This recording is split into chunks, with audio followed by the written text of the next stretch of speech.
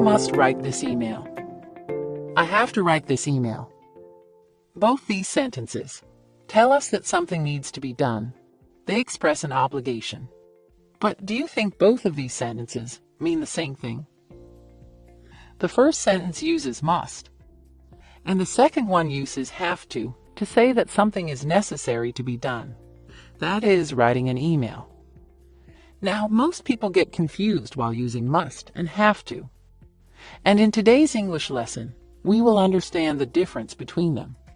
I am sure by the end of this lesson, you will certainly know when to use must and have to correctly. I am Lucy, your English teacher for today. Let's get started. As I mentioned earlier, both must and have to are used to express an obligation, a responsibility, or a necessity to do something. In most cases, you can interchange must with have to in the present tense, but not always. There is a slight difference in their usage and meaning. Let's understand that. Let's look at the previous example sentences. I must write this email. I have to write this email. In the first sentence, the speaker has decided himself and feels the necessity to write an email. No one has asked him to do so, or forced him to write an email. It's out of his own responsibility and willingness. He has decided to write an email. You can call it an internal obligation. Whereas in the second sentence, I have to write an email. Somebody has told someone to write an email. Somebody has instructed someone to do something. It's an external obligation. It's a duty towards someone. So when someone has asked you to do something and it's a necessity, we use have to. And when you feel by yourself that something is necessary to be done, we always use must. The difference is subtle, but confuses many people. I hope you got the difference. The second common use is to say, something is compulsory, meaning it's a rule or a law that you should follow. In such cases, we mostly use have to and not must. Here are some examples. You have to stop at the red light.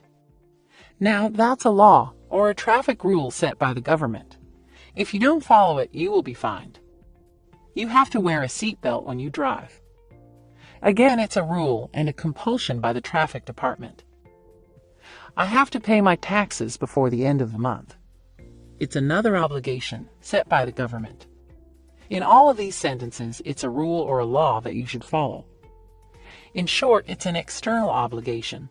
It's best to use have to in such sentences and not must. Now the third part of this lesson. When it comes to making sentences in the past, present, or the future, have to is versatile, meaning you can use have to in the past, present, and future. On the other hand, we cannot use must. For example, I have to go. I had to go. I'll have to go. Can I replace have to with must? Yes, you can say, I must go. But you cannot use must in the past and future. Here are some more examples. I have to hurry up. I must hurry up. I had to hurry up. I will have to hurry up. I have to wait for 2 hours. I must wait for 2 hours. I had to wait for 2 hours. I will have to wait for 2 hours. I hope with the help of these sentences, it's clear to understand. Now let's understand how to form negative sentences and questions with have to and must. I have to go to the party. I don't have to go to the party. Do I have to go to the party? I must go to the party. I must not go to the party. Must I go to the party? To form negative sentences with have to, we use do plus not. And for negative sentences with must, just add not after must. To form questions with have to, we use do. And to form questions with must, we move the subject to follow must. Here are some more example sentences. What time do we have to leave? We don't have to leave before 2. We mustn't leave before 2. Must we leave before 2? Do we have to leave before 2? No, we mustn't leave before 2. No, we don't have to leave before 2.